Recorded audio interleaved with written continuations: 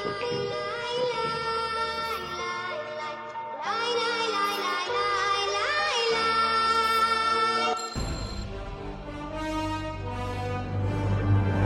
Oke guys, bertemu lagi di channel Dunia Shinobi Official. Pada video kali ini, Mimin akan mereview Boruto 47. Dari chapter yang lalu, terungkap soal Ishiki Otsutsuki yang dulunya adalah rekan dari Kaguya Otsutsuki. Namun, karena ada alasan tertentu, Kaguya malah memusuhi Ishiki. Sehingga saat Ishiki lengah, Kaguya berhasil membuat tubuh Ishiki rusak parah. Setelah itu, Ishiki mencari tubuh pengganti. Ia bertemu dengan seorang biksu bernama Jigen. Ishiki pun mengecilkan tubuhnya, kemudian masuk melalui telinga Jigen sampai akhirnya ia berhasil menguasai tubuh Jigen.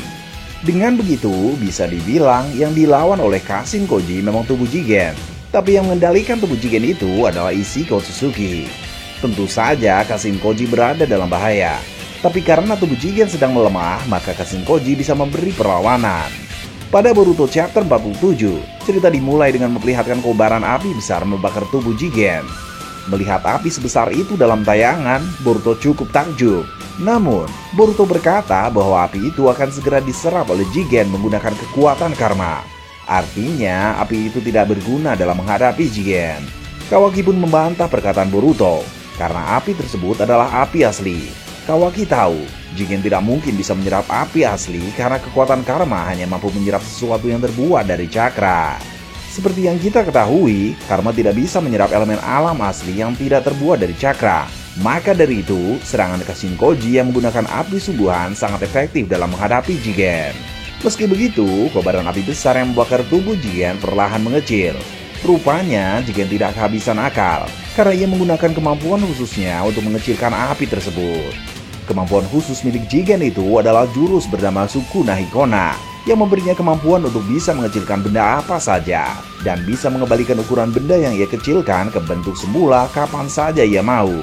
Kemampuan tersebut juga bisa Jigen gunakan untuk mengecilkan ukuran tubuhnya sendiri.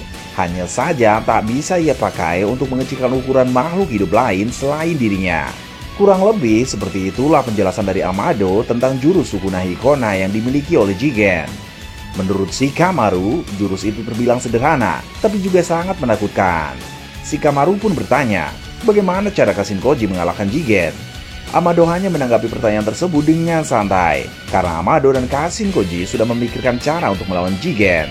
Rupanya mereka paham betul keadaan tubuh Jigen sedang lemah, karena belum pulih usai pertarungan melawan Naruto dan Sasuke. Tubuh Jigen sudah mencapai batasnya di hadapan Kashin Koji, sehingga api yang semula Jigen kecilkan kembali membesar karena cakra Jigen yang telah hampir habis. Mustahil bagi Jigen dengan cakra seperti itu untuk mengecilkan api asli dari dalam gunung berapi terus-menerus.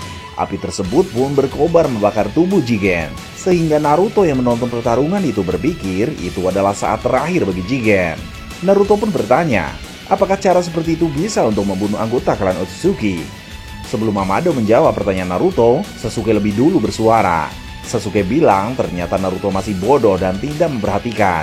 Ishiki Otsutsuki masih memiliki karma. Jadi selama segel karma masih ada, maka anggota klan Otsutsuki tak akan mati karena mereka bisa kembali bangkit.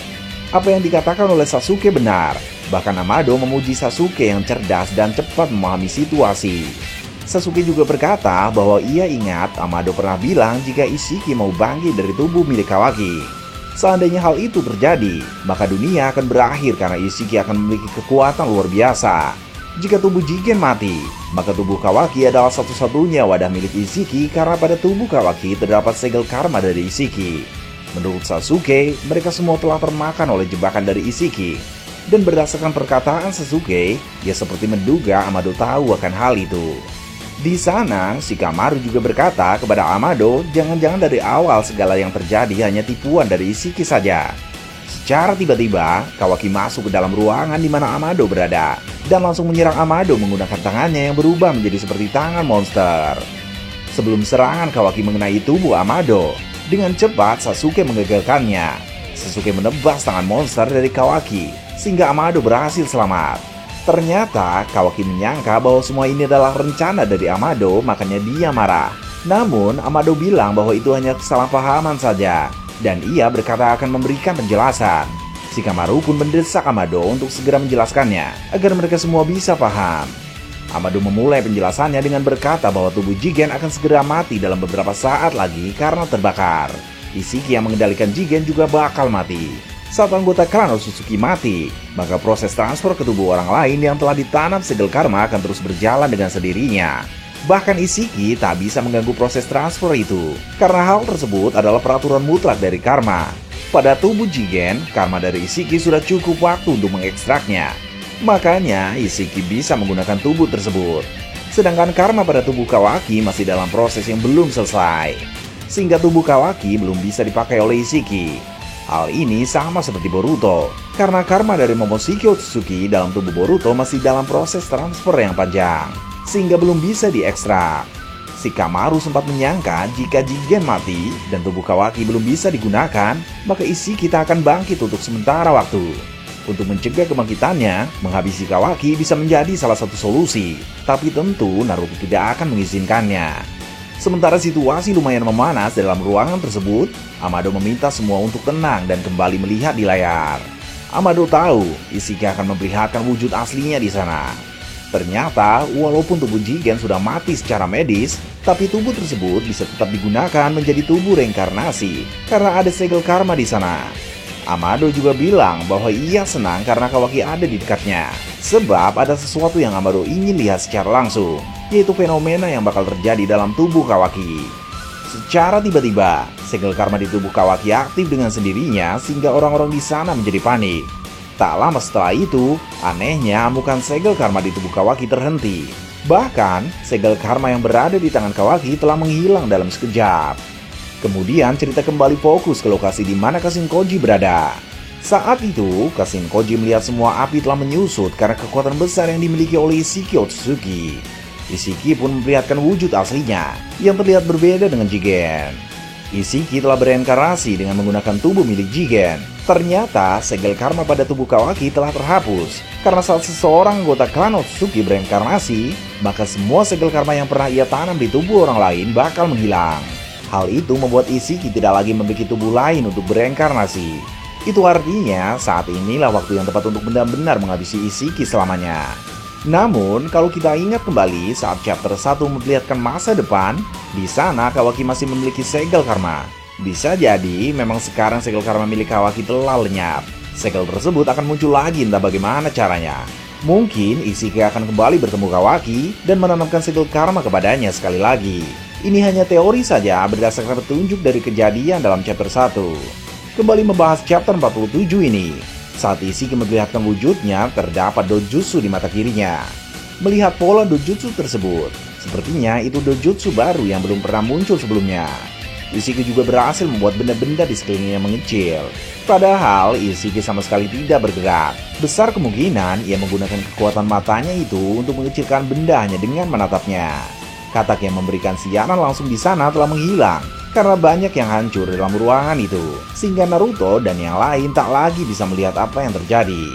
Naruto khawatir akan keselamatan Kashin Koji, tapi Amado bilang Kashin Koji sudah memenuhi tugasnya untuk memancing Isiki bereinkarnasi. Mengetahui Kashin Koji besar kemungkinan akan mati, Naruto merasa sangat khawatir, padahal Naruto tak tahu siapa itu Kashin Koji. Kashin Koji yang menghadapi Isiki berkata bahwa Isiki mengecilkan apapun yang dia lihat, yang semakin membuat Mimin yakin kemampuan matanya bisa mengecilkan serta merusak benda lain. Dengan kemampuan yang ia miliki, Isiki pun menghancurkan topeng milik Kashin Koji hanya dengan menatapnya.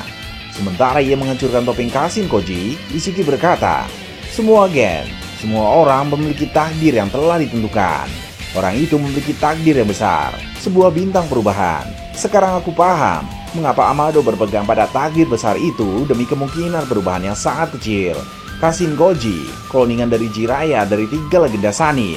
Kau yang akan mati di sini adalah takdir yang sudah ditentukan oleh Genmu. Ternyata Kashin Koji adalah kloning dari Jiraiya dan memang terlihat memiliki wajah yang persis dengan Jiraiya. Cerita soal cloning memang bukan hal baru pada serial Boruto, karena sudah ada beberapa contoh manusia buatan seperti Uchiha Shin, Mitsuki, dan Kusama. Untuk bisa membuat cloning Jiraiya, besar kemungkinan Amado telah menemukan jasad Jiraiya di Amigakure, entah sengaja atau tidak. Kemudian dari jasad tersebut Amado mengambil DNA-nya dan mulai menciptakan Kashin Koji. Akan seperti apa nasib Kashin Koji ke depan? Kita tunggu chapter selanjutnya rilis.